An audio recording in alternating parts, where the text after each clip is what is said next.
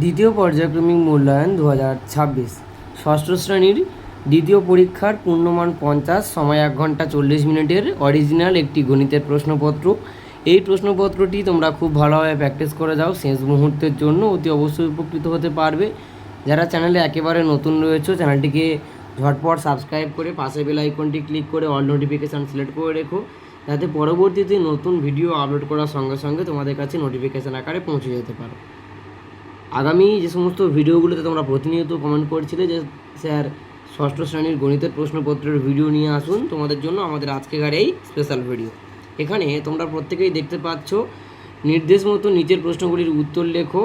Option দেওয়া রয়েছে প্রত্যেকটা প্রশ্নের 4টি করে, এবং প্রশ্নগুলোকে খুব ভালোভাবে পড়বে। 1 নম্বরের 10টা এমসিকিউ।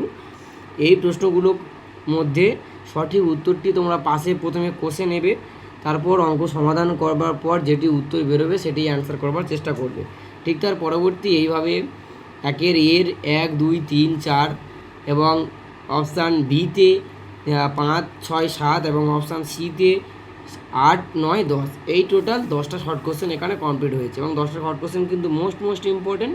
প্রত্যেকটা শর্ট কোশ্চেনের অ্যান্সার তোমরা প্রথমে রাফে করে নিয়ে সঠিক উত্তরটি বার হলে তারপর অ্যান্সার করবার চেষ্টা করবে। ঠিক তার পরবর্তী 2-এর দাগে রয়েছে নিচের প্রশ্নগুলির উত্তর দাও যে কোনো 9টি। 2 নম্বরে 9টা করতে হবে, টোটাল 18 নম্বর।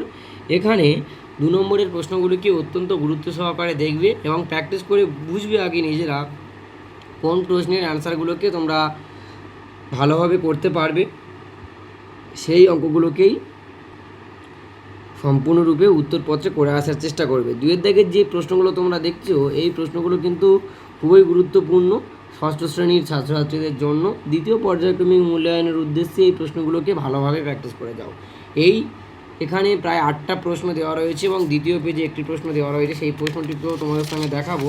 আগে এই 8টা প্রশ্ন তোমাদের সামনে খুব ভালোভাবে দেখিয়ে নিলাম, এবং নেক্সট তার পরবর্তী পেজে ওই যে 2-এর দাগের 9, 10 এবং 11 যে দুটো কোশ্চেন এক্সট্রা এবং 9-এর দাগের প্রশ্নটাও এখানে দেওয়া রয়েছে।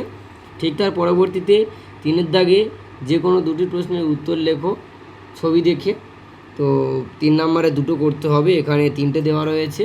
আর এই 3টের মধ্যে তোমরা প্রথমে খুঁজে নেবে বা বুঝবে যে কোন প্রশ্নের অ্যান্সারটা তুমি করলে সেই সমাধানটা একেবারে নির্ভুল হবে এবং পুরো নম্বরটা ক্যারি করতে পারবে, সেই অনুযায়ী উত্তর করবার চেষ্টা করবে। ঠিক তার পরবর্তী 4-এর দাগে রয়েছে যে কোনো 4টি প্রশ্নের উত্তর দাও, 4 নম্বরের 4টি, টোটাল 16 নম্বর। এখানে তোমরা প্রত্যেকেই দেখতে পাবে 5টা দাগ দেওয়া রয়েছে 1 থেকে 5 পর্যন্ত। এই 5টা দাগের মধ্যে যে 4টির প্রশ্নের অ্যান্সার তোমরা একেবারে কারেক্টভাবে পারবে সেই 4টি প্রশ্নের অ্যান্সার দেওয়ার চেষ্টা করবে। দ্বিতীয় পর্যায়ক্রমিক মূল্যায়নের জন্য ষষ্ঠ শ্রেণীর গণিতের এই প্রশ্নপত্রের ভিডিওটি কেমন লাগলো অবশ্যই কমেন্ট বক্সে লিখে জানাতে পারো। আর কোন জেলার কোন স্কুল থেকে ভিডিওটি তুমি দেখছো অবশ্যই কমেন্ট বক্সে লিখে জানিও। পরবর্তী কোন সাবজেক্টের প্রশ্নপত্রের ভিডিও নিয়ে আসলে তোমরা উপকৃত হবে তাও আমাদেরকে তোমরা জানাতে পারো।